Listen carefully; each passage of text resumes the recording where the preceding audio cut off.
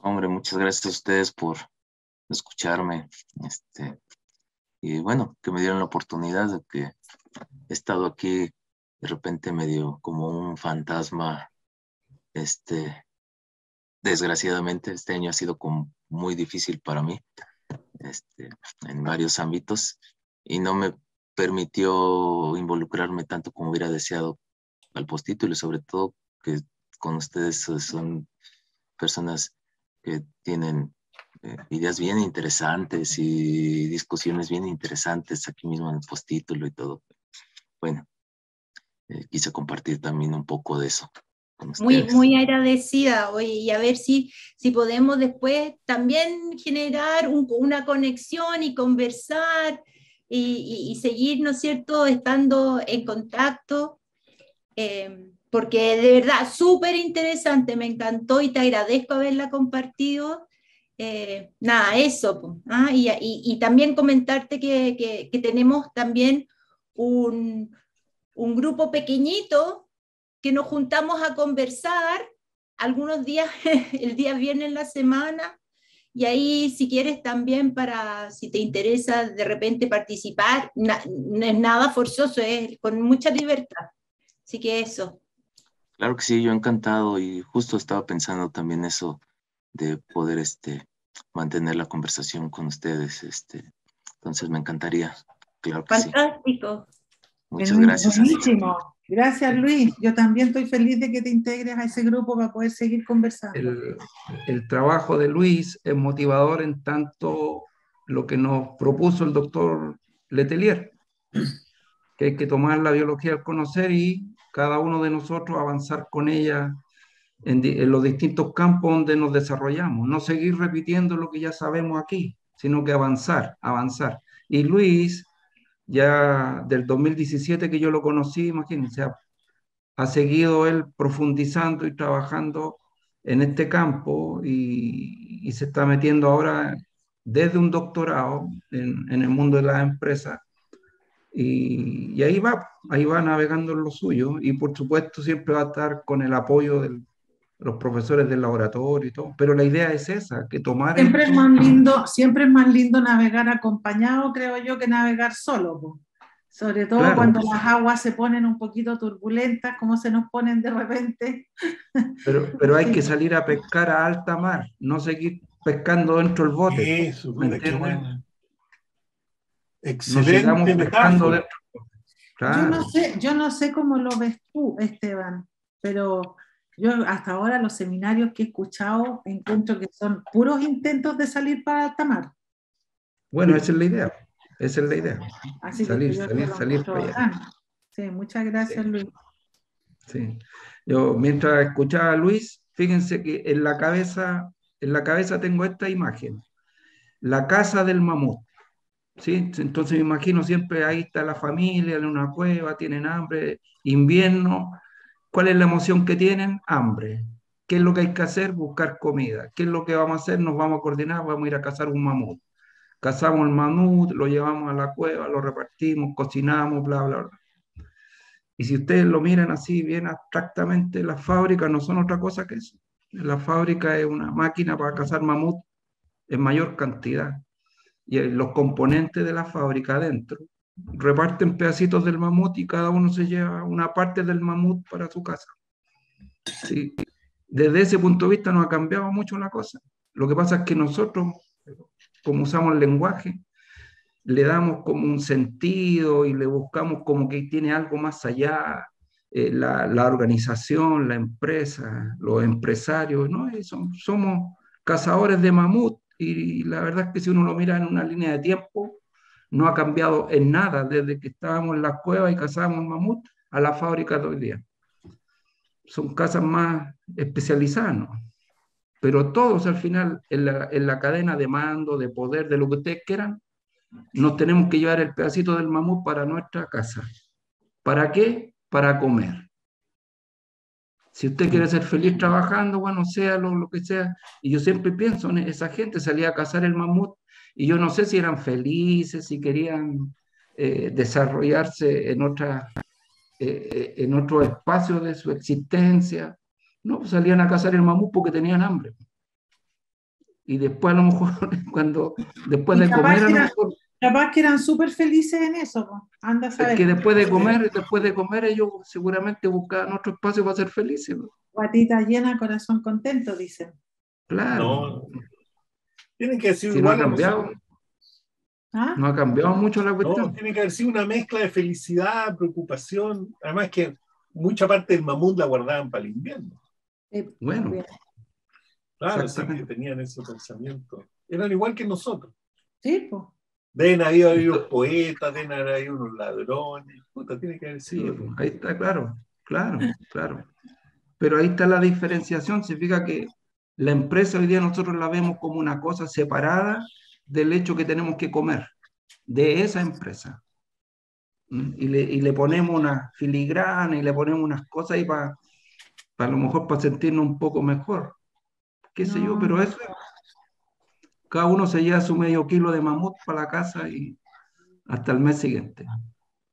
Pero yo Bueno, creo que, ujú. espérate un poquito, yo Sí, sí, creo sí, que sí, la empresa de cazar mamut es muy parecida a lo que describe Luis. claro, justamente, Todas esas dimensiones de la cuestión están presentes en la empresa de cazar mamut.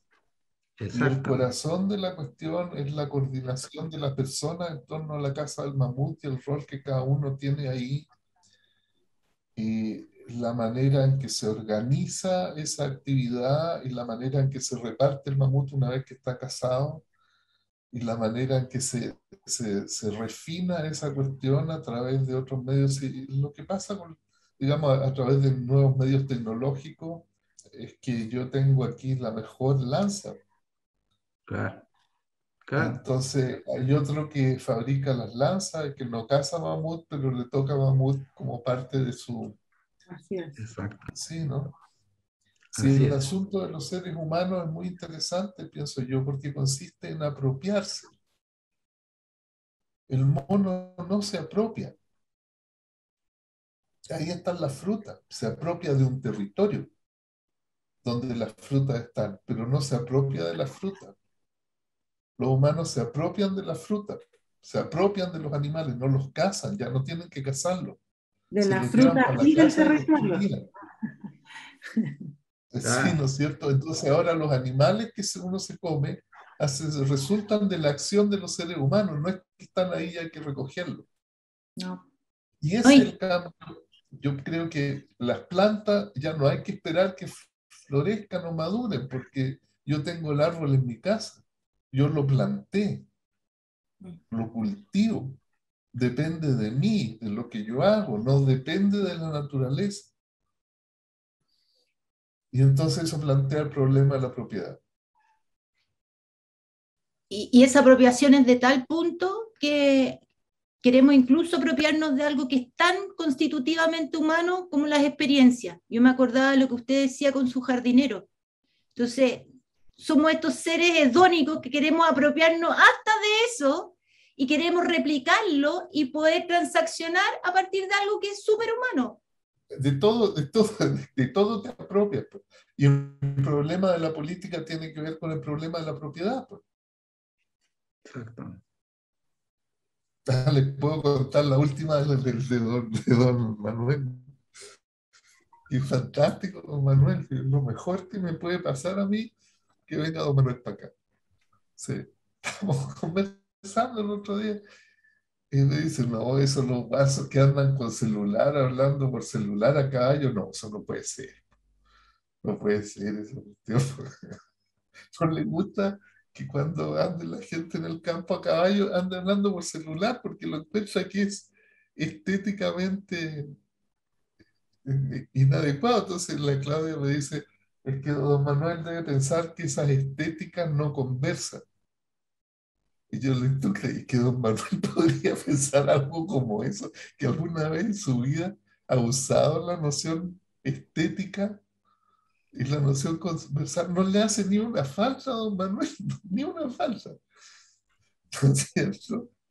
Es muy curioso porque uno mira esa historia y la mira así, que don Manuel piensa que las estéticas del celular y el caballo y la vida en el campo no conversan entre sí, no son armoniosas. ¿Cómo va a pensar? O sea, yo creo que don Manuel puede pensar muchas cosas, pero no es eso lo que piensa, simplemente le disgusta la cuestión de ver una irrupción de una cuestión que no tiene que ver con su mundo, se mete como ortogonalmente en el otro mundo y eso le resulta a él molesto, incómodo, ingrato.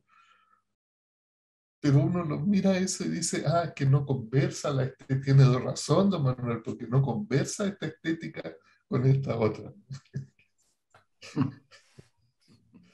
Claro, él es un purista y me dijo que iba a vender la yegua.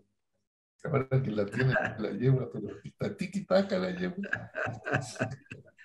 que Está camina del para el año. lado, claro, que camina para el lado todo lo que uno quiera, la va a vender. Bien, le damos entonces el paso a Nancy, a Manuel. Este es el último seminario del 2021, así es que adelante, por favor.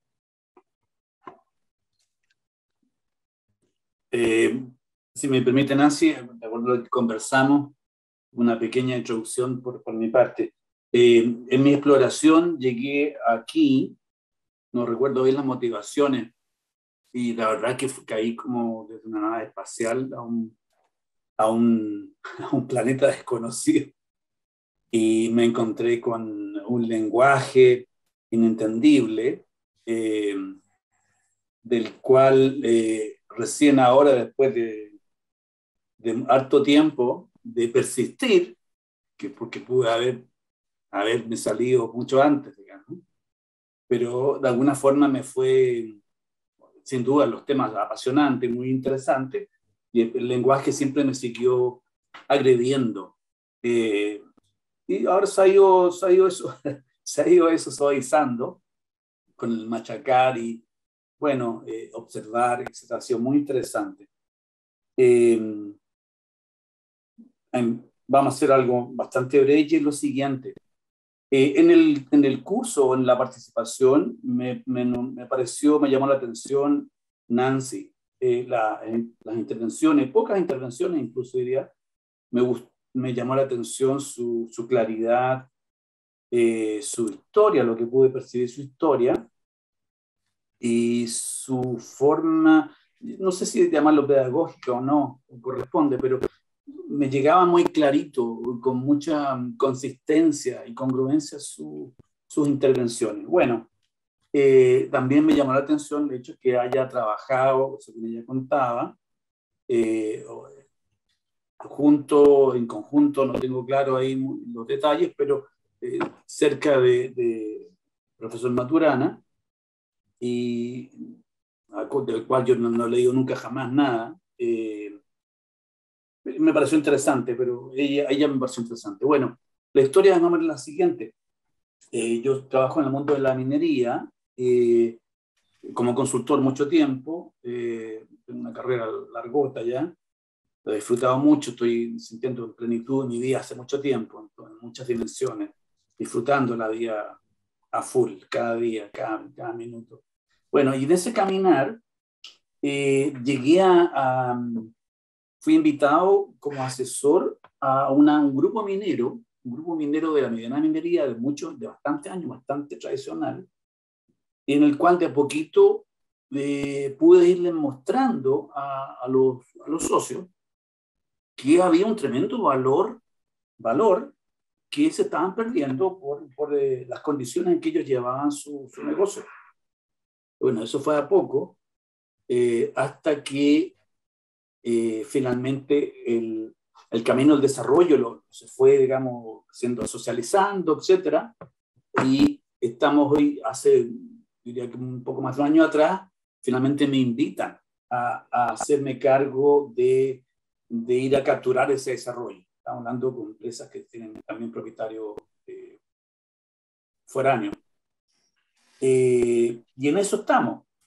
Entonces, nos estamos enfrentando a una transformación de un grupo y llegamos a la transformación de la cultura o de la forma de liderazgo de una escuela muy tradicional, de silos, digamos, por disciplina, que requiere un trabajo colaborativo de forma brutal. O sea, absolutamente, está gritando eso. Bueno, eso ha sido, me llamó la atención, digamos, habiendo trabajado también como consultor en temas en el área, digamos, de las organizaciones también, como los grandes gaps, las grandes oportunidades están con la organización, están con las personas.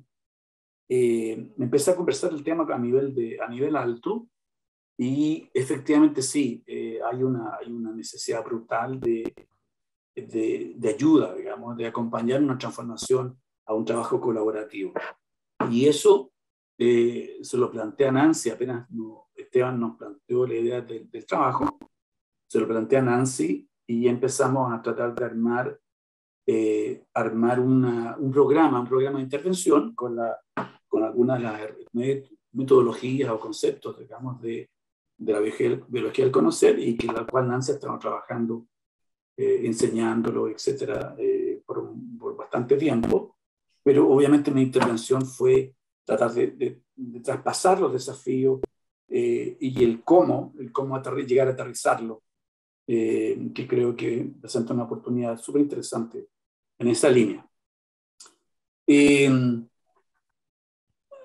Como apoyo ahí tenemos esta información. Es un productor con más de 40 años de operación, bastante complejo, segunda región, quinta región, casa matriz en Santiago.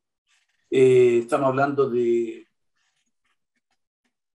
un par de miles, digamos, de trabajadores, con todo lo que significan las comunidades, donde además, digamos, la extensión de todos los servicios, todas las cosas, digamos, los territorios donde opera por muchos años. Y básicamente hay un desarrollo tanto de los recursos minerales que le hemos ido mostrando, es decir, a través de aumentos de producción, nuevas tecnologías, crecimiento de las plantas, y por otro lado también la adquisición de otras mineras.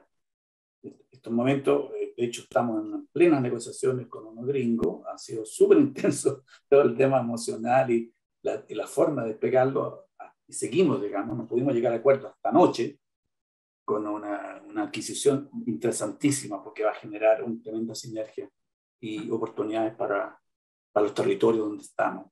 Bueno, en ese proceso, digamos, apuntando al equipo gerencial. El tema del lenguaje me parece un temazo, entender los multiversos, que el otro no existe, que es un reflejo de los filtros que cada uno tiene. Es decir, hay temas brutalmente que están en el fondo, digamos, de lo que hemos estado viendo, y que debe dar solo entender, digamos, la parte, digamos, biológica de nuestro lenguaje, nuestras emociones y nuestros quehaceres y nuestro entendimiento del mundo. Eso creo que es un primer golpe importantísimo, digamos, al equipo de liderazgo, como para empezar a escucharse, tan simple como escucharse y sentir o caminar hacia un propósito superior, y también a tener una forma, si tú quieres, de energía en esas colaboraciones o coordinaciones, pero ya desde un entendimiento de algo tan básico como la observación del mundo en forma individual, mundos individuales, y la subjetividad. Bueno, en eso estamos. Así que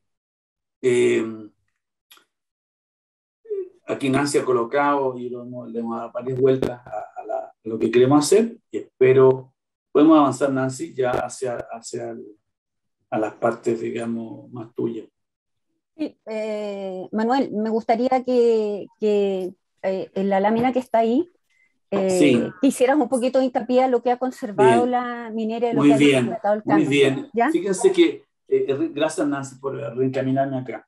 Fíjense que en el tema de los 40 años de operación minera, una de las claves de lo que está, pero en el core mismo del manejo, ha sido no endeudarse.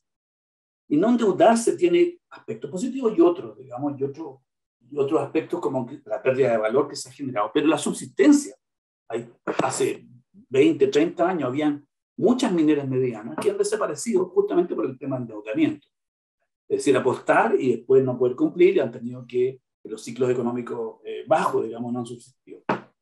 Entonces, aquí hay una escuela de cuidar mucho, digamos, ser muy cuidadoso con la forma de invertir, de gastar, de cada peso, que genera toda una forma de operar y forma individual, estos siglos, por un lado, y también una disciplina de cuidar la chaucha, digamos, obviamente. Y eso es algo que tiene, bueno, como todo, tiene bemoles y tiene aspectos positivos. Yo creo que con Nancy vamos a tener que ver claramente qué es lo que realmente queremos conservar, lo que la minera quiere conservar o desea conservar. Creo que hay otros aspectos que tienen que ver con otras fortalezas que sí están a la centrada, pero este en particular, el tema de controlar el gasto, que ha sido un motor de subsistencia, es algo que hay que entrar a picar bien qué es lo que realmente se quiere conservar, pero eso está absolutamente en el core de ellos. Los ha limitado, pero ha permitido la subsistencia. Y eso no es menor en una industria de alto riesgo y con el ciclo económico extraordinario como alto en este momento, un tremenda tsunami que tenemos, pero también de los troughs, de los bottoms, de los fondos, que mata mucho. Eso. Nancy, entra tú nomás. ¿Quieres que continúe ello? Por Ya. favor, sí. Bueno, igual va a ir participando Manuel a medida que vayamos avanzando en la presentación. Estos son nuestros objetivos. El objetivo general es elaborar un programa que no es de capacitación. ¿De qué es, Manuel? Una intervención. Es una intervención. Discutimos mucho el tema de capacitación porque en realidad nos quedaba corto para lo que queríamos hacer, ¿ya? La capacitación surge por definición de una necesidad propia del grupo en particular, ¿cierto? Y que la encausa y quien esté liderando ese grupo o esté administrando. Pero en este caso es más bien una invitación que vamos a hacer. Bueno, Manuel participa de esta organización, yo no, pero la vamos a hacer un poquito más de fuera. Entonces, más bien una intervención, ¿cierto? Donde los vamos a invitar a reflexionar primero sobre lo que implica el cambio, porque como bien lo vemos en esta temática de biología del conocer, los cambios son en torno a lo que se conserva, y lo que se conserva finalmente es la identidad, en este caso la identidad de la organización. Entonces, primero analizar la red de conversaciones que son emociones y lenguaje, ¿cierto?, que caracteriza a esta organización o empresa, y después presentar este programa y elaborar una propuesta definitiva una vez que hayamos seguido ciertas etapas que vamos a decirla en general. Bueno, ¿cuál es nuestro marco teórico conceptual? Porque vamos a hacer una propuesta desde una mirada particular que tiene que ver con hacerse cargo de esta condición humana, biológica, relacional, y que está implicada en cualquier organización humana, en este caso una organización laboral como una minera. Entonces, nuestro marco teórico parte con determinismo y acoplamiento estructural. En términos humanos, ¿no? Operamos de acuerdo a la estructura que tenemos y en constante acoplamiento a las circunstancias. Más dramático aún, surgimos en esa circunstancia, no con ella, sino que en ella, y ella surge con nosotros. Llegar a ese nivel de reflexión en una cultura que ha visto siempre el entorno como algo aparte, distinto, que no tiene que ver mucho conmigo, claro que es difícil, por eso vamos a tener que hacer un camino largo, y de hecho con Manuel, yo lo puedo ratificar, nos ha significado varias discusiones acá entre los dos, ¿cierto? Y ver que estamos distinguiendo cuando usamos estos términos. Por lo tanto, estos seres humanos y estas organizaciones que uno las podría ver en coderiva estructural ontogénica y de manera epigénica, es decir, surgiendo momento a momento en congruencia con las circunstancias. Lo veamos o no lo veamos, porque es más fácil decir que eso no tiene que ver conmigo, que las cosas son así, y un poco lo hemos discutido en este curso acerca de la cultura que vivimos, como si pudiésemos decir que esa cultura es independiente de mí y que no la estoy generando yo mismo y validando constantemente con todo lo que hago. Entonces surge momento a momento y eso es fantástico porque entonces hay posibilidades de cambio, ¿no? Si uno hace esa mirada, pero si no la hace, no se hace mucho cargo de cuánto implica estar participando ahí. Bueno, ¿y cómo participamos como observadores haciendo distinciones en el lenguaje y la emoción, que tampoco podemos separarlas, ¿no? Estos modos de hacer que son el lenguaje, estas coordinaciones recursivas, desde una disposición corporal o en flujos emocionales, ¿cierto? Desde las cuales nos movemos y que va también cambiando, aunque sin duda nos caracteriza como seres humanos un emocionar más o menos a la base, como cuando uno dice que hay personas que son aguerridas o que son agresivas o otras que son medias acogedoras, no significa que tengan solo esas emociones, pero digamos que esas emociones son las que las caracterizan o que son más tranquilas. Y la neuropsiquiatría eso lo tiene ella de alguna manera estabilizado en algo que yo no voy a discutir porque no soy especialista, ¿no? Pero que el temperamento y el carácter estarían ahí siempre a la base y lo demás se va aprendiendo, ¿no? En el desarrollo de la personalidad. Pero vamos a decir que nos movemos en estos flujos relacionales y en esto, y haciéndonos cargo de nuestra estructura, de que somos observadores en el lenguaje, haciendo distinciones, hacernos cargo de que la equivocación tiene un fundamento biológico por una cuestión de estructura y de operar del sistema nervioso. Los seres humanos no distinguimos entre ilusión y percepción y por lo tanto nos equivocamos. Entonces, esta equivocación que desde la mirada de la filosofía es porque no somos perfectos, cosa que en biología no tiene en ningún sentido, es otro dominio explicativo de la filosofía, es encontrar una explicación científica a la equivocación que hasta antes era filosófica, entendiendo que la filosofía no es una ciencia, porque no se ocupa de fenómenos, ni utiliza el método científico y no tiene que comprobar nada, solo postular premisas fundamentales básicas, ¿ya? Entonces, entender incluso en una organización que la equivocación tiene un fundamento biológico implica abrir la mirada a una cosa fundamental que tiene que ver con que la equivocación nunca es intencional, siempre ocurre a posteriori, y eso no me libera de las consecuencias de la equivocación. Solo sirve para entender que no hubo intención. Entonces no es negligencia, no es mentira, es equivocación.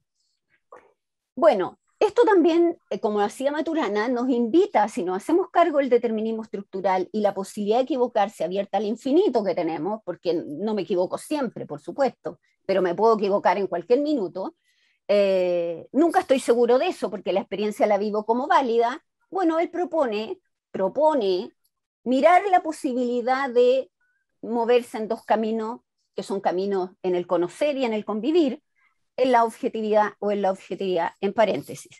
Moverse en la objetividad no hay problema alguno, porque en la objetividad vivimos este mundo con independencia, al cual tenemos acceso, porque por una cosa divina, si soy creyente, tengo la capacidad de acceder a esta realidad de la cual hablo como si no tuviera que ver conmigo, o porque me la dio la naturaleza.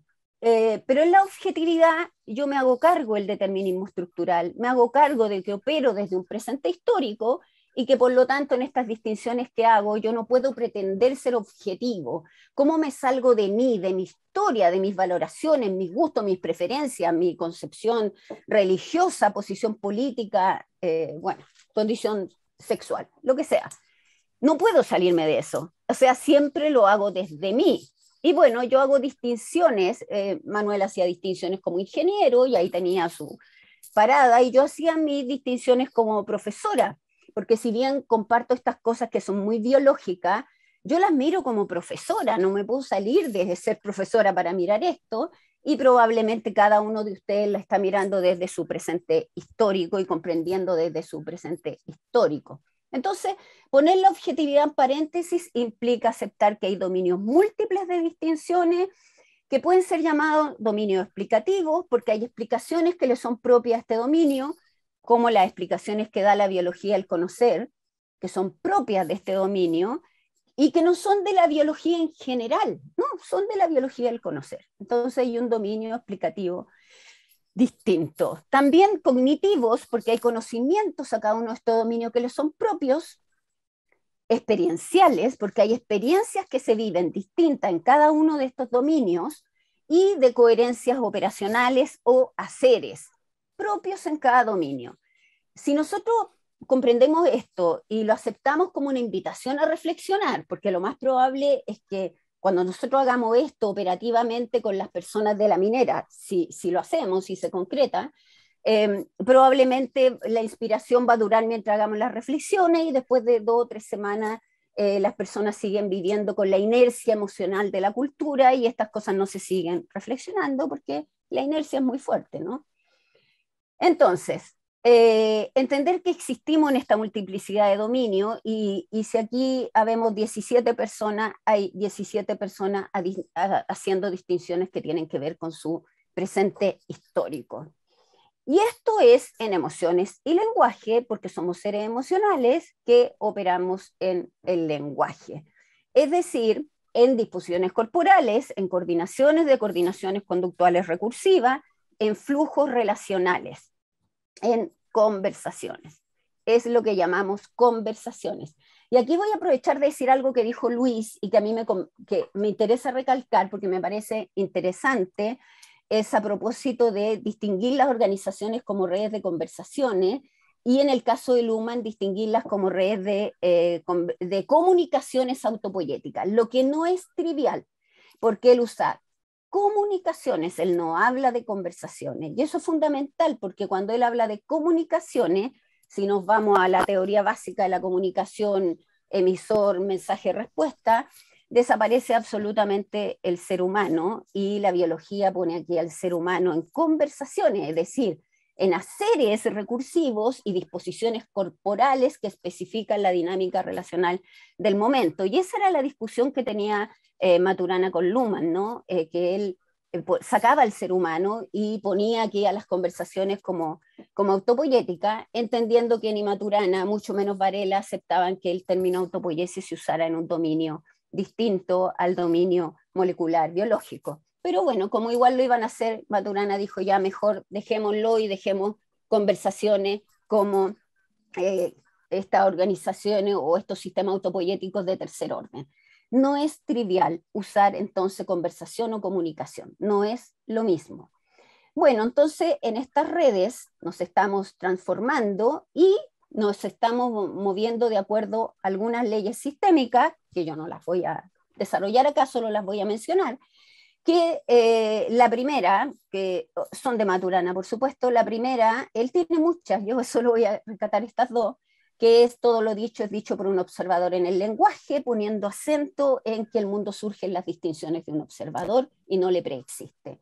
La segunda es que cuando en un sistema, entendido básicamente como un conjunto de elementos interconectados, cuando se conservan ciertas relaciones, se abre espacio para que todo cambie en torno a lo que se conserva, es decir, los sistemas son conservadores y todo cambia en torno a lo que conserva. ¿Y qué conserva el sistema? Su identidad. En este caso, el ser vivo conserva su autopoiesis. Y la tercera es que el curso que sigue la historia del ser humano en particular no es el del recurso ni las oportunidades, sino que de los deseos y las emociones. Por lo tanto, uno se procura recursos y oportunidades de acuerdo a lo que quiere. Y esto es súper potente en educación, porque yo le he mostrado a los chiquillos de la universidad que uno siempre hace lo que quiere. Y han salido cosas estupendas. Y yo les digo, piénsenlo un rato si quieren la próxima clase y díganme una sola cosa en la que ustedes han querido algo distinto y no les resultó. Ellos encuentran muchas, porque las condiciones son básicas. Primero, uno siempre hace lo que quiere, respetando el determinismo estructural, porque lo primero que me dicen, yo quiero volar, pues profesor, y no puedo volar. No, respetando el determinismo estructural. Y en segundo lugar, congruencia con las circunstancias. Si respeto esas 2 cosas, dígame qué es lo que usted quiso hacer y no pudo, y yo le demuestro que no, que hizo lo que quiso. Ya, eso solamente como dato. Entonces vamos a mirar a esta minera, esta organización, ¿cierto?, como una red cerrada de conversaciones. ¿Por qué cerrada? Cerrada como lo plantea la biología del conocer, ¿no? Cerrada en su operar, no a las leyes de la termodinámica. No puede haber un sistema cerrado a las leyes de la termodinámica porque ese sistema entonces muere. Entonces, ¿hay intercambio de energía, hay gatillamientos del entorno? Por supuesto que sí, pero en su operar, es decir, opera de la única manera que puede operar de acuerdo a cómo está hecho, tanto máquinas como seres vivos, y nada externo especifica lo que le pasa, sino que solamente gatilla cambios estructurales determinados en su estructura. En ese sentido son cerradas. Y esto, Manuel, no sé si tú quieres intervenir aquí, pero nos ha costado mucho con Manuel, porque había una queja, él decía el refunfuñaba, pero cómo los sistemas y el entorno y la cosa, como si los sistemas vivieran en un solipsismo tal que no se podrían sostener. Y yo le decía, son en su operar. Por supuesto que operan en congruencia con las circunstancias. Manuel, ¿no? No, sigue. Yo preparé algunas cosas, pues las puedo dejar, pero no me aporta. Ya. Vale, no, está muy bueno. Ya, quería insistir en eso porque nos costó harto ahí Sí, ver sí. que eran cerradas en su operar. Y tenemos miradas distintas. Sí. Está todo bien. Sí. En todo caso, esta mirada es de la biología del conocer, no mía. Yo la estoy Sí, recreando. es la que me cuesta. Sí, bueno, entonces esta red cerrada, ¿qué autoproduce? Bueno, la red de conversaciones, los haceres y las emociones característicos de esta minera, que puede ser muy parecida, a propósito de lo que decía Jorge antes en términos de las distintas universidades, puede ser muy parecida, obviamente, a Anglo American, a Billington, pero no son iguales, son mineras, sí, son mineras, hay muchas cosas que hacen muy parecidas, pero la red de conversación, el modo de operar ahí adentro es distinto. ¿Por qué? Porque opera conservando la red de conversaciones que la distingue entonces como minera la ceniza. Y eso es así, ¿ya? Y la distingue de otras. Bueno, entonces la distinción de la organización como un sistema en red es fundamental. Ahora esto distinguir los sistemas como redes siempre se hace pensando en el sistema nervioso, ¿no? Desde ahí nace incluso la inspiración de empezar a ver la inteligencia artificial. También el cognitivismo en la humanidad surge de estar mirando cómo opera el sistema nervioso, y ahí voy a ver si le alcanzo a mostrar cómo ha ido eso cambiando en el tiempo. Entonces nosotros la queremos mirar como una red distribuida, no centralizada, donde todo depende de un nodo ahí superior o central, tampoco distribuida, aunque podría ser, depende de la mirada que quiero hacer. Ojo que uno no puede hacer puras miradas sistémicas, las miradas locales también son interesantes, ¿no? Y por eso yo recuerdo que al doctor Maturana no le gustaba que le dijeran que era sistémico, porque él decía, no, porque dicen que yo soy sistémico, entonces parece que yo no puedo hacer una mirada lineal causal. Sí, también la puedo hacer, no puedo, no todas mis miradas son sistémicas, depende de lo que yo quiera mirar. Entonces, ¿por qué en una red distribuida? Porque como las organizaciones humanas las estamos viendo como redes de conversaciones, de emociones y lenguaje entrelazado, en estos flujos relacionales no hay ningún elemento, ningún nodo superfluo. Son todos fundamentales, entendiendo fundamental no como importante, por supuesto, sino porque funda el modo de operar de la red. Entonces, todos somos fundamentales, aquí no hay un elemento superfluo. En una empresa, por supuesto, con distintos niveles de acceso a la información, a la jerarquía, a la toma de decisiones, claro que sí, pero en tanto red completa, somos todos igualmente fundamentales. No hay elemento superfluo, y por eso en estas redes de Baran, que se interpretan así, la que más nos acomoda es esta red entonces distribuida, porque pensamos que todos operamos formando esa red de manera fundamental.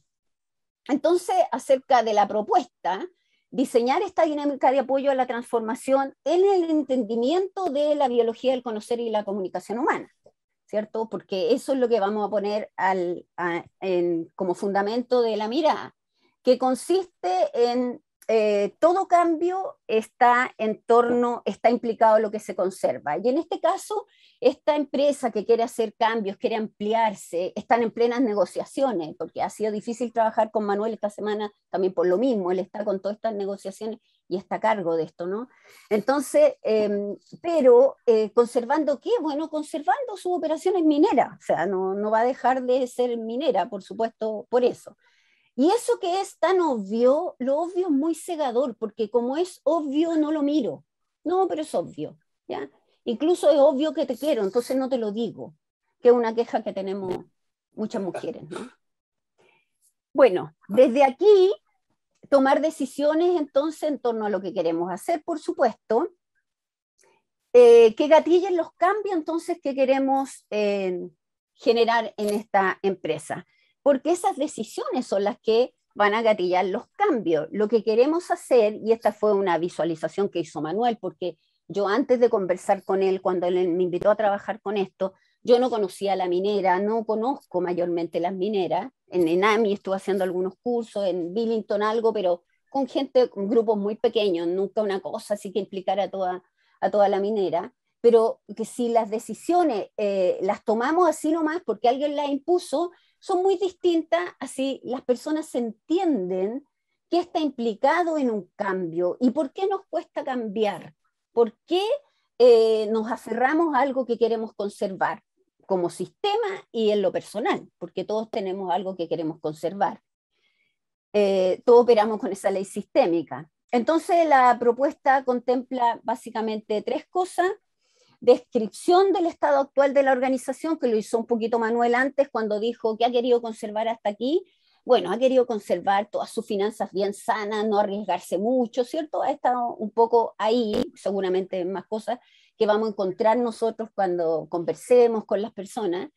Eso lo primero. Después, la fundamentación de lo que implica los cambios a realizar, o sea, qué va a pasar con estos cambios, y la materialización de esto a partir del año 2022, si es que la organización lo quiere. Esos son básicamente los pasos que vamos a seguir.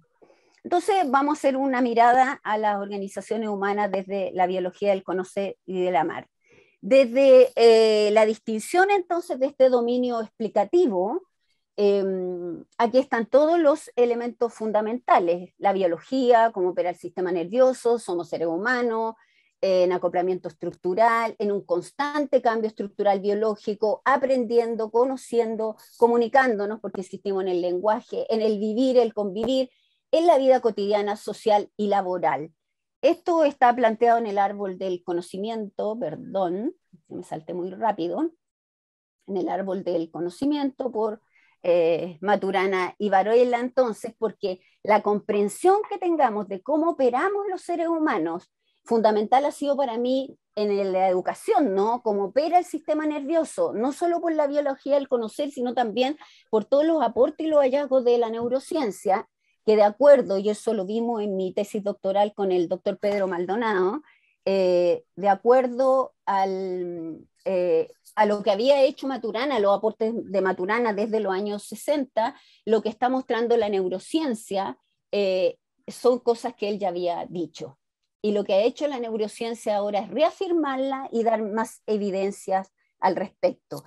Eso que yo empecé a encontrar intuitivamente, sin ser siquiera biólogo, fue lo que me impulsó a hacer la tesis doctoral y a entrar a hacer un doctorado a los 48 años, cuando yo pensaba que a los 48 años yo ya no quería estudiar más y yo quería hacer lo que hacía muy bien, pero también sabía que no tengo, lamentablemente, la pasión por la investigación. Yo tengo pasión por la docencia, no por la investigación. Quizás no me he encontrado motivado en un grupo como para investigar, porque trabajo principalmente en ingeniería, también en educación, pero como profesora, entonces no he encontrado quizá un grupo que me motive a investigar, pero sin una tesis doctoral yo no iba a poder mostrar que efectivamente uno podía entender la sala de clases como una red de conversaciones y cualquier organización como una red de conversaciones desde la biología del conocer. Entonces, cuando empecé a ver estas cosas, y pedí apoyo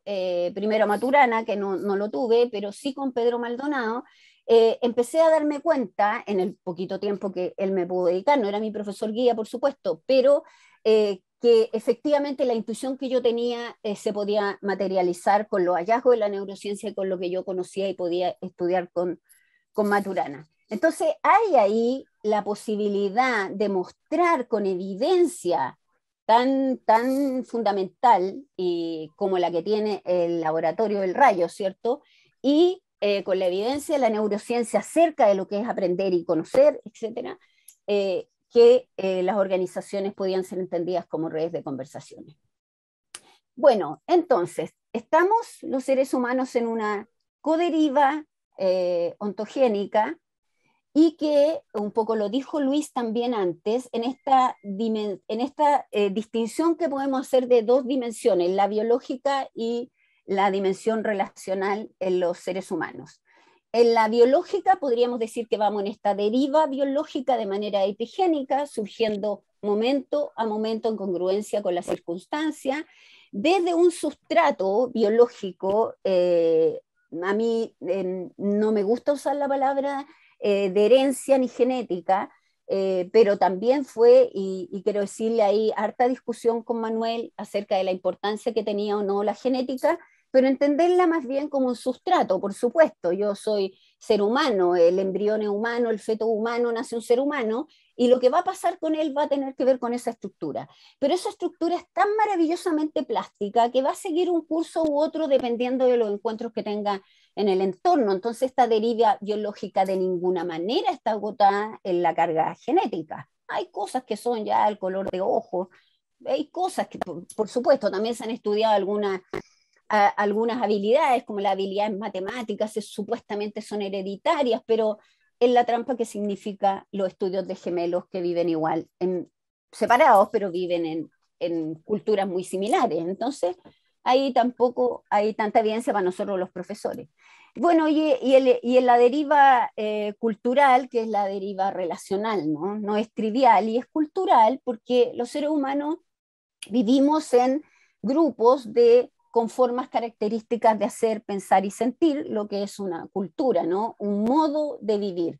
Entonces, en esa constante transformación, estamos en estas dos dimensiones humanas que no se separan sin duda, pero que acá solo lo hacemos con el afán de explicar y de evidenciar estas dos derivas. Sí, Nancy, Manuel, por favor. Mira, ya que lo tocas acá, me gustaría compartir un mono, un mono, diría yo, más que la descripción, que refleja donde estoy ahora. Dejo de compartir para que compartas tú. Porfa, es solo un mono que tengo ahí, a ver si me funciona. Hazlo nomás. ¿Dónde está mi mono? A ver, es creo que este es mi mono. A ver si lo puedo levantar, no sé si lo ven o no. Hasta ahora no. Pero tienes que poner compartir. Ahí donde dice compartir pantalla, en verde. Share screen, abajo. Sí, pero ahí está. Déjame salir de nuevo. Ahí está, compartir, y aquí está mi mono. A ver si lo levanto. ¿Ahora sí? Ahí te está apareciendo, ahí apareció. Okay. Ahí está. Deja ver si puedo sacar esto acá y ponerlo en modo. Lo que acabas de decir, y lo trataba de colocar de esta manera. Tengo una plantilla, el template genético que el amigo de Jorge se lo ha planteado, que para mí, digamos, es el que genera las líneas verdes, los bordes de lo que puede hacer el bicho. ¿Okay? Para mí el otro es overriding, o sea, el ambiente está absolutamente omnipresente en y ahí está el ambiente. El ambiente también está dentro de estas posibilidades, digamos, y la conducta. Ese es Manuel Mono. Déjame ver si puedo mostrarla, porque me tiré con una función en el estilo del profe Letelier. La primera, el ser vivo, una función de los genes, del ambiente y su conducta, donde la conducta es función, digamos, de genes y ambiente. O sea, está enmarcada en eso, yo le llamo enmarcada, en esos bordes o fronteras. Bueno, y también una función en el tiempo podría ser una función de la conducta que depende del ambiente, de la genética y de la conducta del tiempo anterior, o la historia que llamamos. Esos son un poco los monos míos. Si leo un ser vivo, un sistema de autoproducción molecular, que en su desarrollo genera los componentes, habilitado por su memoria o carga genética, que también le proporciona los bordes de su actuar. Interactúa indefectiblemente con el ambiente donde se desarrolla, respondiendo a los estímulos de esto, con la plasticidad que le permite su genética. Por ahí voy en mi terquedad.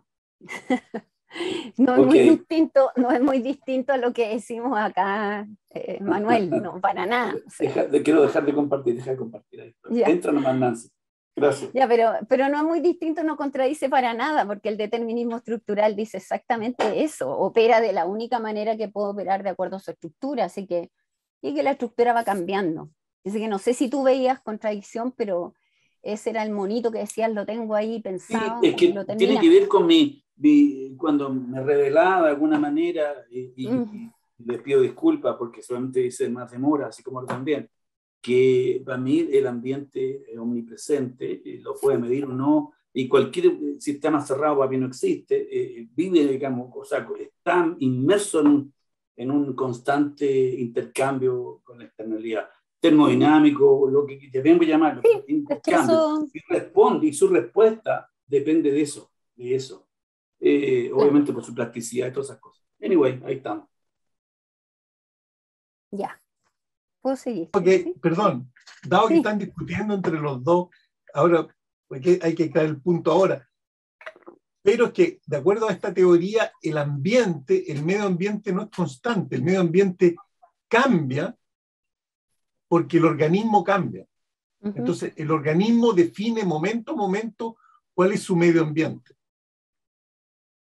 Sí, en la pirada mía, Juan Carlos, cuando tocamos este tema, se lo escuchaba a usted, para mí, la lectura mía, digamos, de donde alienígena como soy, es que el ambiente no tiene idea, no tiene idea que el bicho existe. O sea, a ese nivel. Sin embargo, ahí apareció el tema de la lava, por ejemplo. La lava, ahí llegaron unas cuestiones y finalmente el bicho se va transformando en la lava. Y ahí como pude entender un poco esa interacción. Pero en general, el ambiente desconoce quién existe o no existe, digamos. Esa es mi mirada. En rigor, perdón, en rigor, los seres vivos, no solo el ambiente, desconocen también que existe el ambiente, excepto los seres humanos, que somos los que existimos en el lenguaje y hacemos esas distinciones, pero todo el resto de los bichos no tienen ninguna idea del ambiente, ni del otro, ni de nada. Están acoplados nomás y moviéndose desde su presente histórico. Ya. Bueno, entonces los fundamentos biológicos relacionales: somos seres históricos operando desde el presente en nuestra historia, desde nuestra condición biológico-relacional, nuestro ser emocional y racional, ambas cosas, y en una constante transformación en la convivencia. Ese es el modo de operar que tenemos en cualquier sistema u organización en la que participemos, desde la familia, ¿cierto?, hasta el país o la cultura. Entonces hay dos grandes etapas a seguir. Primero el encuentro y entrevista con los ejecutivos, con ellos, porque son los que toman las decisiones si esto les parece o no les parece, pero tenemos claro de que aquí, para poder hacer una invitación a la reflexión y que entremos en esa dinámica todos, ojalá ampliando la mirada, tienen que participar todos, no solo los operarios, los niveles medios, también los ejecutivos, que es una cosa que yo pido en la escuela. Yo hago el taller, muchas veces gratis en todas las escuelas municipales, pero ustedes participan desde la directora hasta el auxiliar, porque si no, no sirve. Es que se inspiren uno y el resto no tiene idea de qué estamos hablando. Y la realización del programa entonces de intervención propiamente tal. Acá están los contenidos, ustedes van a tener el programa completo, así que yo no voy a definir los contenidos, un poco he hablado de ellos, pero la condición humana biológica relacional, con talleres que son talleres que están preparados para esto, que no son ninguno, todos estos son talleres, el taller de ilusión y percepción, lo hice por primera vez en el laboratorio, cuando hice por primera vez este curso, que partimos con ese taller, y que a mí me sirvió N para entender lo que era el determinismo estructural y cómo hacíamos distinciones en los seres humanos, y que por supuesto a esta altura de la vida, con la maravilla que hay en internet y todo, porque en ese tiempo lo hacíamos a manito, me acuerdo que nos pasaban un set, yo no sé si ustedes se acuerdan, Jorge y Juan Carlos, pero nos pasaban un set impreso en hojita, íbamos mirando estas ilusiones ópticas, íbamos haciendo los experimentos, o hicimos el movimiento de paralagia con este cubo transparente, que yo todavía lo tengo y que lo hizo Solano, estoy hablando de los años 90, imagínense, todavía tengo el cubo que lo hizo Solano para que pudiéramos ver en la paralaje, este movimiento contrario que uno hace con la vista. Bueno, todo eso yo lo aprendí ahí, lo seguimos haciendo muchos años con Maturana y yo lo sigo haciendo. El único que yo inventé fue aprender a escuchar, donde inventé algunas situaciones donde hay una interpretación de si se escucha o no se escucha, o se escucha desde la objetividad o la objetividad en paréntesis, cuando ya se ha visto todo lo demás. Todos los demás, el corrección del hacer y no del ser, los dominios cognitivos, no, también lo inventé yo, pero el taller lenguajear, esos son del libro de Maturana y la Simanisi, no me acuerdo cómo se llama ese libro, pero ahí están todos los talleres, que es un libro de puros talleres.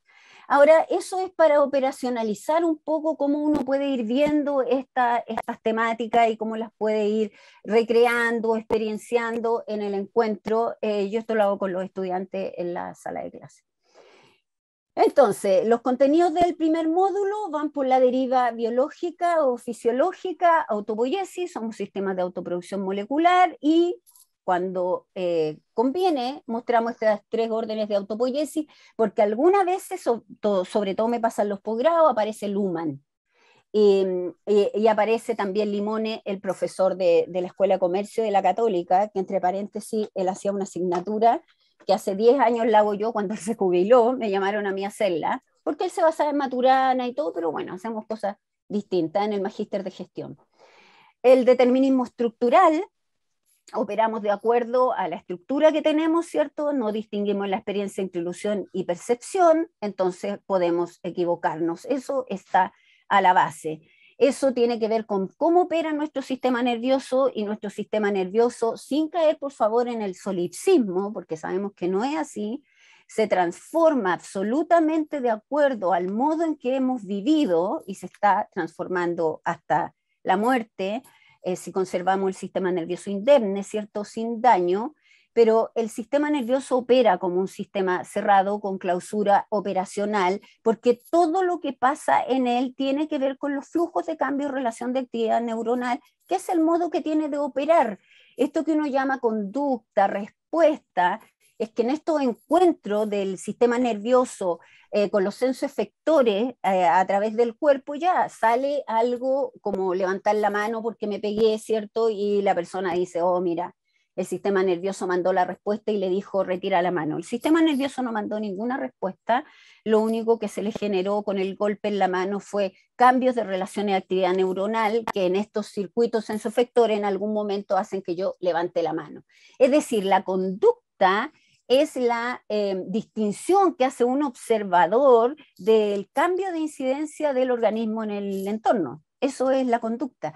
Por eso no es trivial, insisto, especificar el dominio desde donde uno está hablando para que el otro entienda qué está queriendo decir con lo que dice. Ahora, que yo le diga esto a alguien que siempre ha pensado que el sistema nervioso tiene información, que elabora respuestas y que las envía al entorno, y de repente yo le digo, no, sabe que no hay información en el sistema nervioso, es terrible.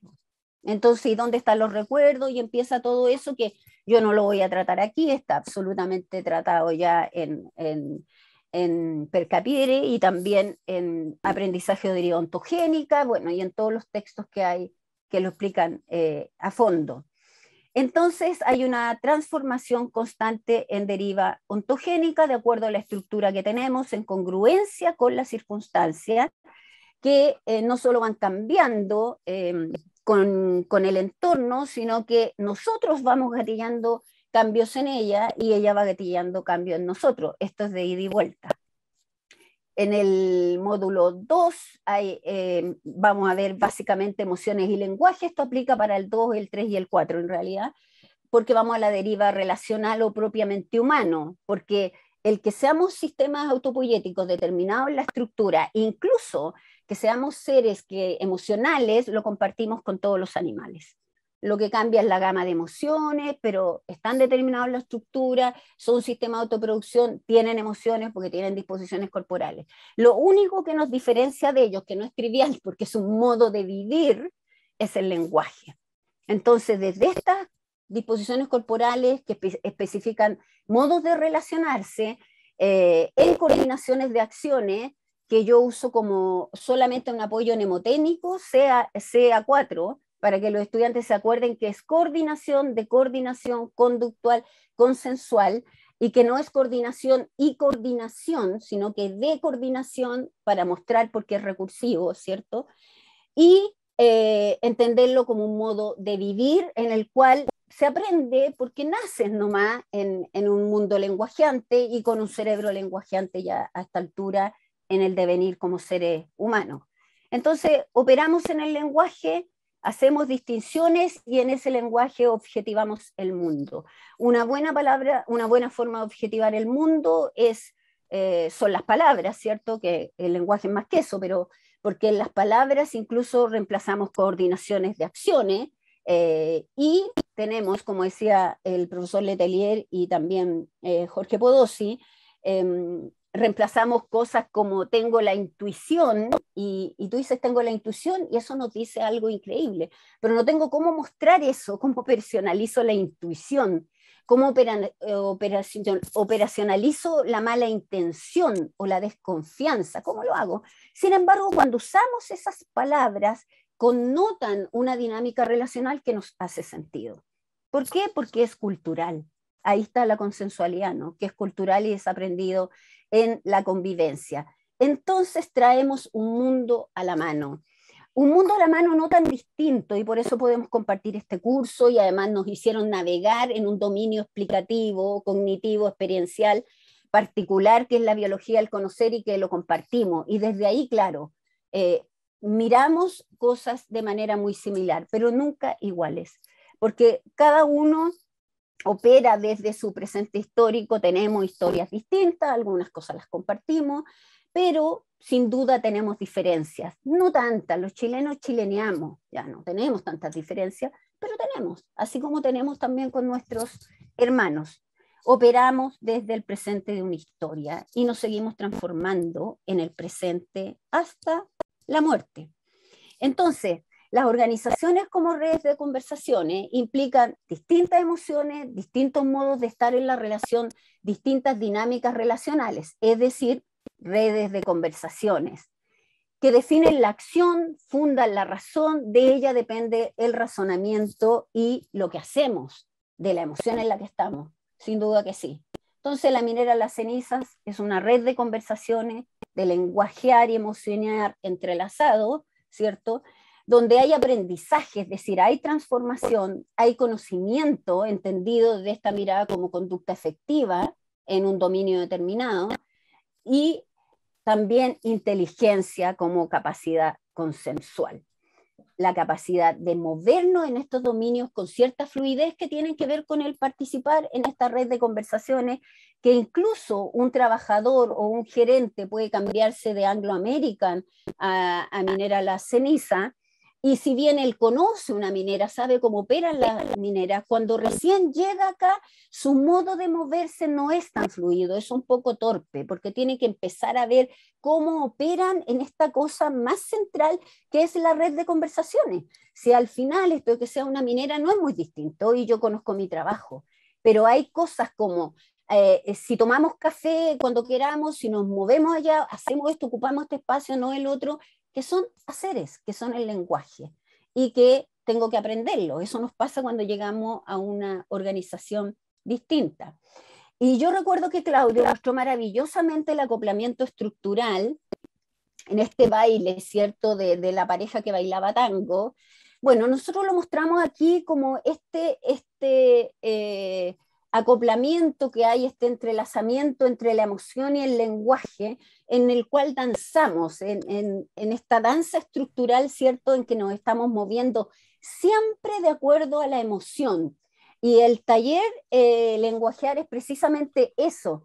Tú le das la instrucción a un grupo, decimos ya, formen pareja, a la mitad de la pareja le decimos, ustedes van a bailar rock and roll, para callado, y a los de acá al frente le decimos, ustedes van a bailar tango, ¿ya? Esa es la instrucción, pero separado. Y cuando se encuentran, mientras hay unos que quieren tomar a la pareja y tirarla para bailar rock and roll, hay otros que quieren acercarse y abrazarla para bailar tango. No hay ahí lenguajear, no hay coordinación conductual, Estoy simplificando mucho la explicación para poder mostrar lo que es esta danza estructural entre emociones y lenguaje, disposiciones corporales y haceres característicos. Entonces, hay dos miradas en el convivir, que en el vivir y en el convivir, que podríamos graficarla de manera más estricta, esto de que uno no es con su circunstancia, uno es en su circunstancia, surge en ella. Organismo y circunstancia no solo cambian juntos, surgen juntos, mi circunstancia no preexiste. Y eso es una abstracción y una reflexión difícil de aceptar, porque generalmente comienzan a decirme, pero antes de que yo naciera, mis papás ya tenían esa casa, se habían casado, yo tenía hermanos, existían los pañales, etc. Pero entender de que esa circunstancia que yo puedo tratar como externa y que ahí estaba, no es la que surge conmigo cuando yo surjo. Y eso tiene que ver con las concepciones acerca del aprendizaje, que es interesante mirar. Entonces, una mirada sistémica nos permite hacer esta doble mirada. La mirada al vivir, en la deriva biológica, ¿cierto? De acuerdo al determinismo estructural, en acoplamiento estructural, organismo, circunstancia, y la deriva relacional desde esta mirada en redes de conversaciones, porque esta mirar es solo desde la biología del conocer. Y por lo tanto, hacernos cargo de esta historia de interacciones, que es una historia de transformaciones en coderiva estructural ontogénica. Es decir, organismo y circunstancia, como lo dijo recién el doctor Letelier, se codeterminan, no son independientes uno del otro. Y lo sabemos porque en el lenguaje, cada vez que entramos en el lenguaje, generamos una coordinación donde yo pierdo la independencia del otro con el que estoy lenguajeando. Ahí voy surgiendo también junto con el otro. Bueno, una buena forma de mostrarlo fue el yin y el yang, porque no existe uno sin el otro y por eso están acá representados, solamente por insistir. Ahora, para ir terminando.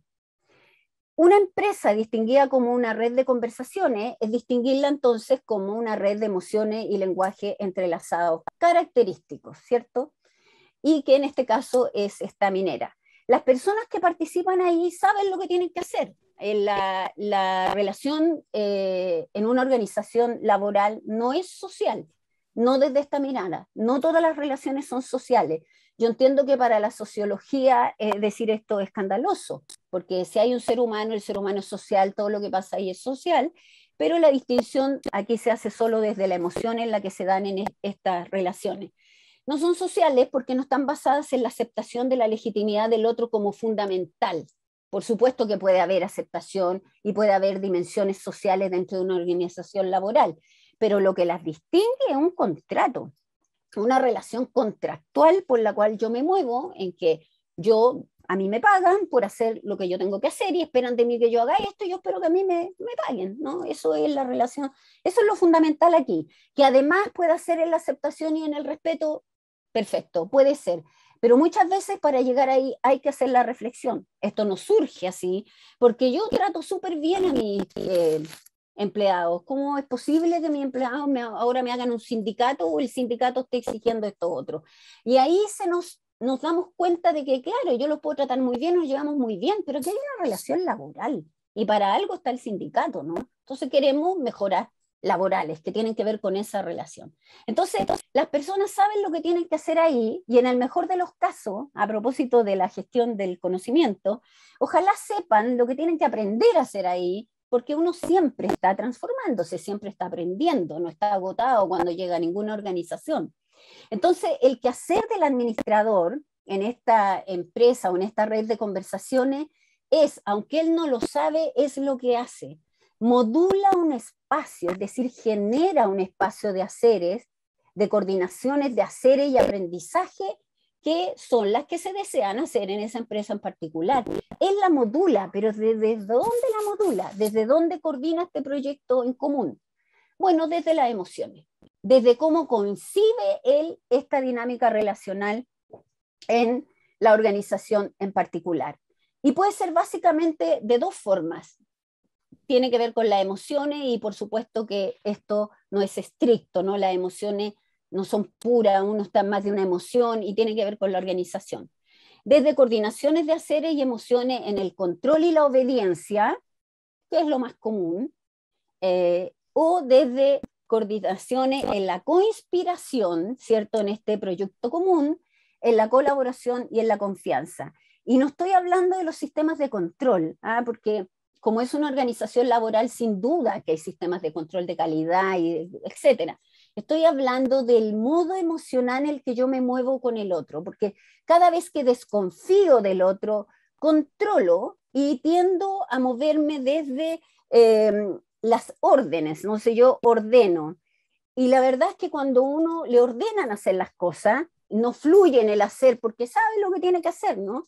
Se lo ordenan, eso siempre está determinado por la emoción, no por la palabra.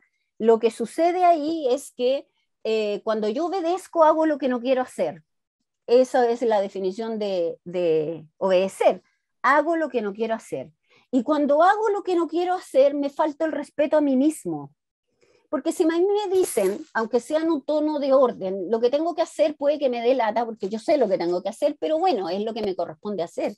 Pero si me ordenan hacer algo que no tiene que ver con mi función, bueno, yo tengo que obedecer porque es mi jefe y quiero cuidar mi trabajo, no vivo de mi trabajo.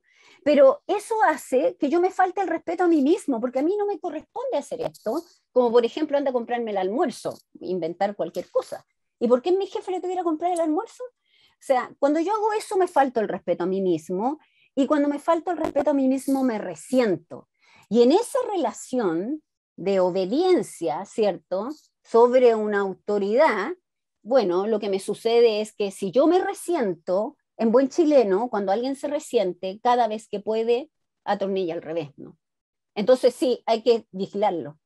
Por eso se convierte esto en este círculo en el cual estamos atrapados, es que si no los controlo, no hacen lo que tienen que hacer.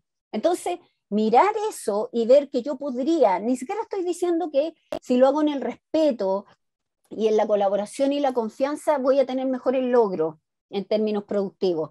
No lo sé, no me atrevería a decir eso, pero sí puedo decir que el costo emocional, dado que somos seres humanos y pasamos mucho tiempo en nuestro espacio laboral, es distinto si lo hago desde el respeto y la colaboración, así lo hago desde el control, la negación y la exigencia. Entonces, la emoción que hay ahí a la base no es trivial. Entonces, no definimos ningún tipo de emociones, pero vamos a entender en general las emociones como las hemos entendido, ¿cierto? Estas disposiciones corporales que generan estos flujos relacionales. Entonces habría que preguntarse para poder convivir, ¿cierto?, en la empresa, en una convivencia más o menos democrática como puede funcionar en una empresa, porque no estamos hablando precisamente aquí de una convivencia política, ¿no? Pero opera en todos los ámbitos. Primero, querer convivir en el mutuo respeto, ojalá, en la honestidad, que es la única posibilidad de colaborar, porque si no soy honesto no voy a colaborar, voy a ser hipócrita, manipulador, pero no colaborador. En la equidad, entendiendo la equidad no como igualdad, porque no somos iguales, obviamente el operario no va a ganar lo mismo que va a ganar el gerente general, pero no en estas diferencias tan abismantes que llegan a ser vergonzosas, pero sí darle a cada cual de acuerdo a su mérito, que es la equidad, ¿no? En una ética social que me pone en mirar las consecuencias que tiene para el otro lo que yo estoy haciendo, que esa es la mirada ética, ¿no? ¿Qué consecuencias? Tener puesta la mirada en el otro de manera de ver qué consecuencias tiene para el otro lo que yo estoy haciendo. Por eso se habla de ética social empresarial y ahora se rescata tanto esto que está haciendo esta empresa en particular, qué consecuencias está generando en el resto de la población. Si tengo una mirada ética, siempre voy a tener en consideración al que está allá y el que va a recibir no solo mis beneficios, sino que también los desperdicios o las alteraciones que yo pueda generar en el entorno. Bueno, y en la reflexión que invita a no solo preocuparnos de que somos seres emocionales, tan emocionales como racionales, sino que también en la razón, y dado que existimos en el lenguaje, podemos reflexionar y mirar lo que estamos haciendo y mirar si quiero el querer eso que estoy haciendo, de manera de que lo hago de manera ética, honesta, colaborativa, etc. Soltar la certidumbre, porque ya sé que por estructura biológica Yo no distingo entre ilusión y percepción. Lo que yo veo ahora lo considero válido y puede ser que después me dé cuenta que estaba equivocado, pero lamentablemente no hice la reflexión y no me di cuenta. Ya, creo que lo vamos a dejar hasta ahí, porque voy a cerrar con esto y fue a propósito de lo que salió en la última presentación y antes. Esto es mirado desde la educación, para que entiendan en el desafío que estamos tratando de mirar en el encuentro humano, en cualquier organización, en particular en la escuela, pero en cualquier organización, desde estas concepciones que hemos tenido del aprendizaje, desde las teorías del aprendizaje como el conductismo, que lo único que importaba era lograr la conducta que yo quería o inhibirla, ¿cierto? Y por lo tanto yo generaba un estímulo y había una respuesta, y estaba esta especie de caja negra de la que se hablaba. ¿Qué pasa ahí? No importa, pero yo refuerzo la respuesta que quiero o castigo la que no quiero y desaparece. ¿Y es efectivo? Claro que es efectivo. Es tan efectivo que persiste hasta hoy. Esto no se ha acabado, se sigue haciendo todos los días en todas partes, no solo en la escuela.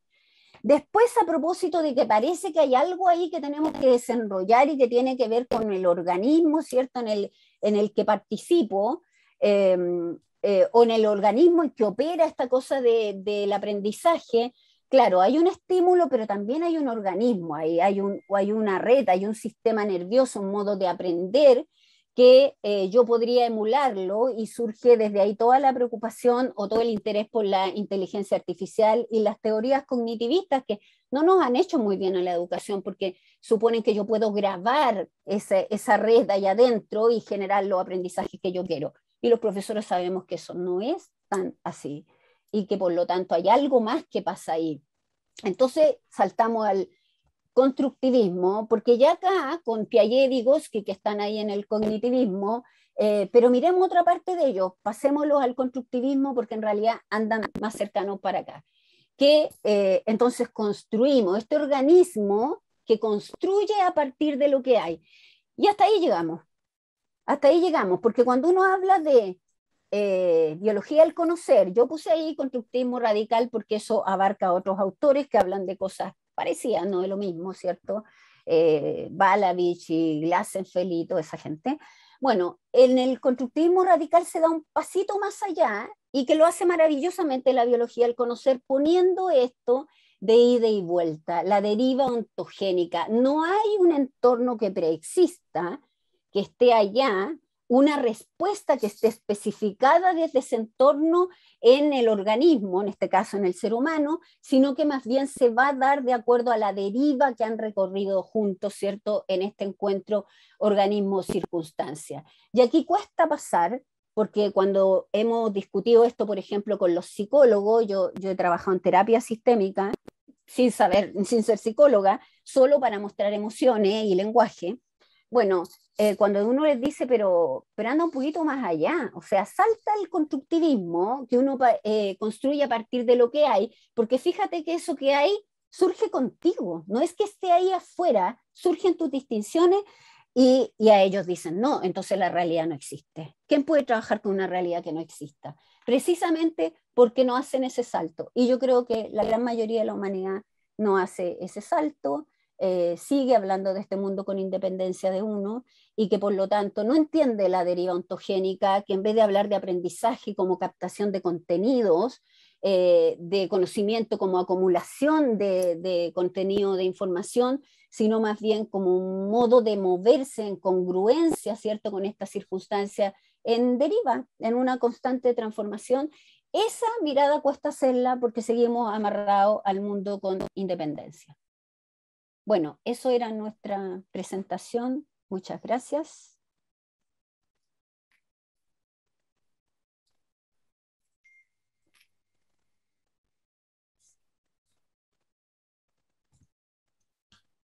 Bueno, ¿están congelados todos? No. No, aquí estoy yo. Todo bien, todo bien, todo bien. Yo te veo congelado, Letelier. Ahí te vi congelado en otra pose un poquito más absurda que la. No, es que se me echa a perder el video, o sea, lo tengo que parar y volver a comenzar de nuevo. Y la Oriana que se ríe también, ahora desapareció la Oriana. No, ahí está. Claudia Gatica está aplaudiendo.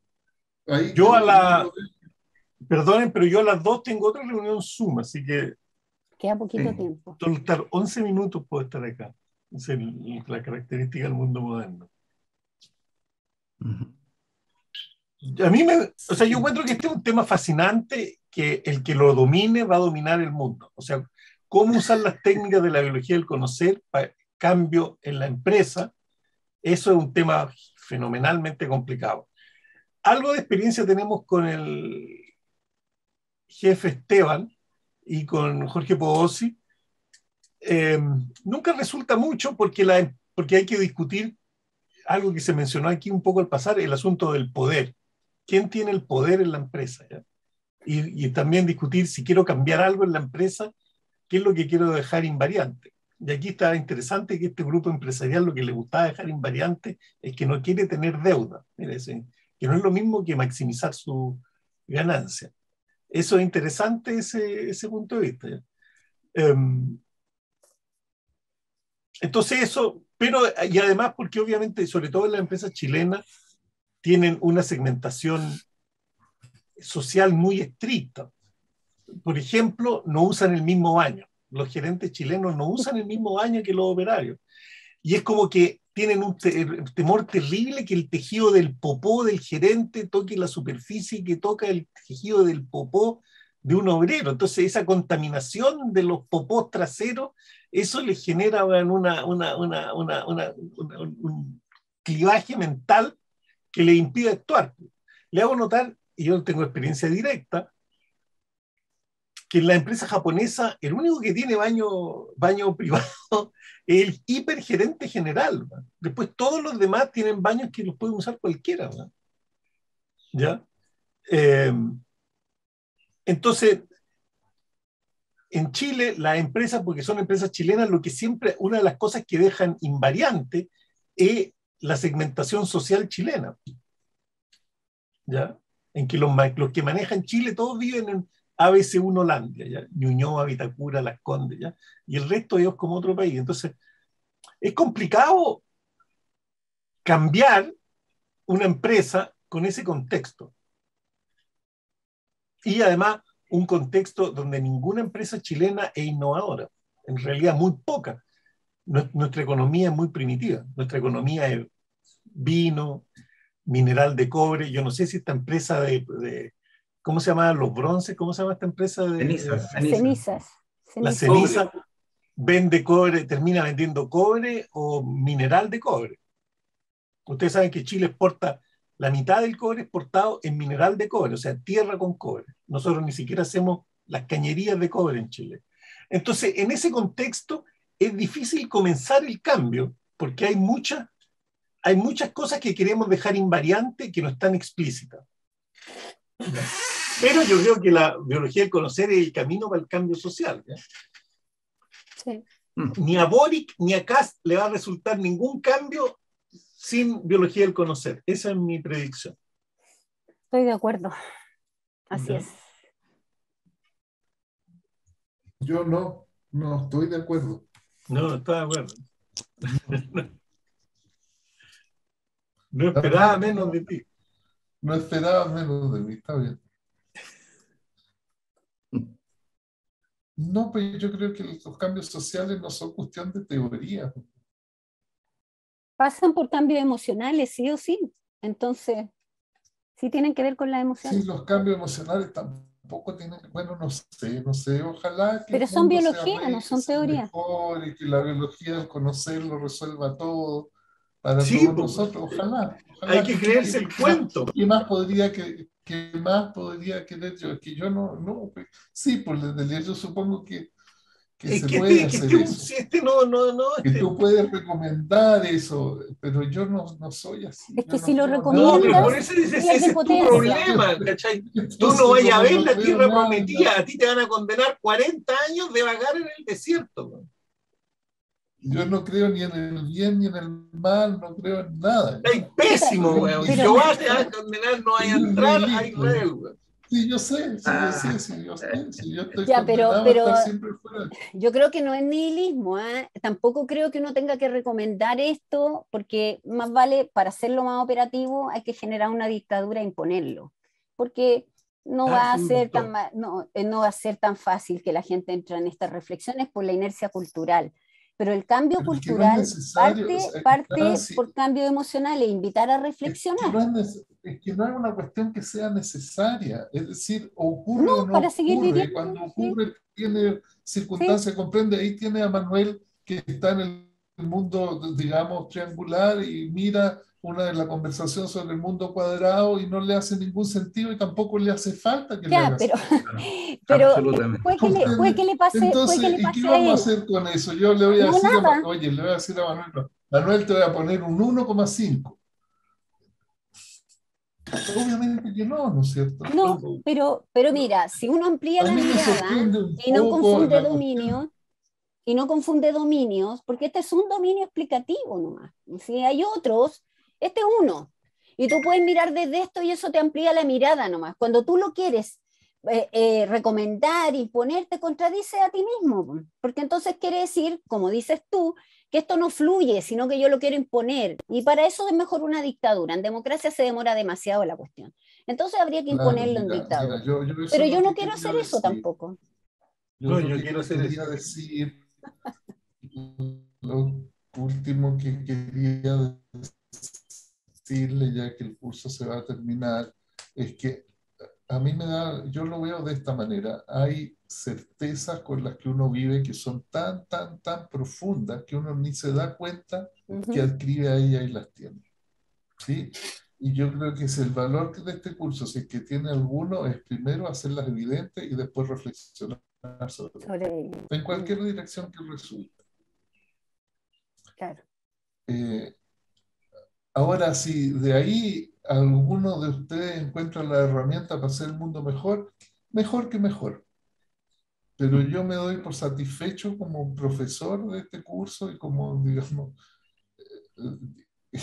con haber abierto el mundo de la reflexión sobre estas certezas profundas sobre las cuales se construye el entendimiento, que uno ni sabe que las tiene y menos sabe que las puede cuestionar o poner en perspectiva. Cuando uno hace eso, bueno, hay una expansión del entendimiento que puede ser, no sé si lo que será, es una expansión del entendimiento y puede ser que sea positivo, provechoso, digamos, feliz, donde sea que uno quiera refugiarse después, porque uno puede querer volver a refugiarse en su certeza, Sí. pero al menos puede querer volver a su certeza o cambiar una certeza por otra, pero al menos digamos, desde una actitud reflexiva, en la cual por lo menos se da, tiene digamos, tiene a la mano la reflexión de esta certeza o este modo de entender el mundo es uno que yo elijo. ¿Sí? No uno que me pasa. Entonces, en ese sentido, la reflexión siempre le da a uno libertad. Claro. Aún la libertad de encadenarse a algo. Exactamente, sí. Pero es distinto estar encadenado porque lo quiere o porque lo elige a estar encadenado sin tener ninguna posibilidad, ni siquiera darse cuenta que está en una cadena, ¿comprende? Sí, hacerlo consciente, sí. Y la cuestión esta tiene que ver con hacer evidente aquello que por ser tan cercano no se ve. Una reflexión sobre lo humano desde la biología. Es una cuestión que, porque nadie discute, te fijas en una conversación sobre esta, a tomar cualquier mancha, cualquier pedacito de esta conversación, tomemos uno. Entonces el ambiente genera un estímulo y responde adaptativamente al estímulo. ¿De veras? ¿Y cómo pasa eso? Parece que eso no hay que preguntárselo. No hay que preguntarse sobre la comunicación.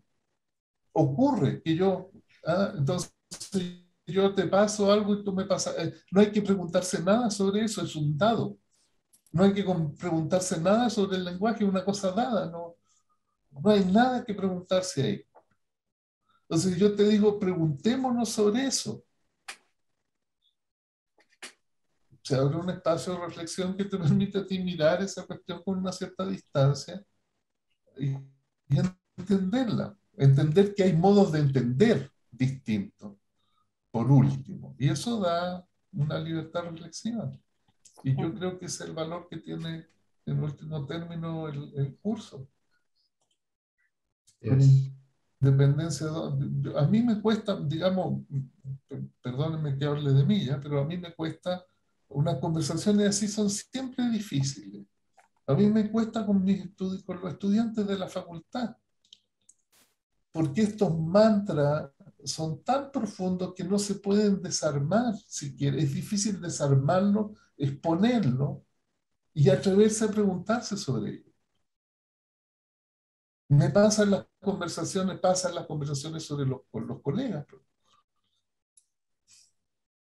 Entonces yo creo que el valor del curso tiene que ver con eso, esencialmente.